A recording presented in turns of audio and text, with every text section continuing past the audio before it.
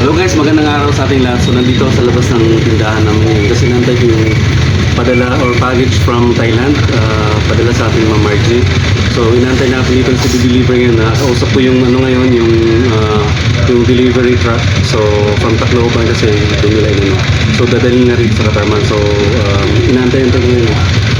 Kausap ko yung ano kanina. So parating na sila ngayon. So guys, antayin natin yung natin.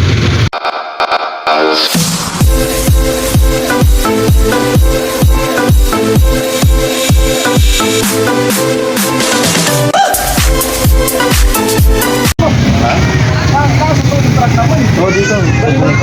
Oh, dito, liko na. Oh, dito.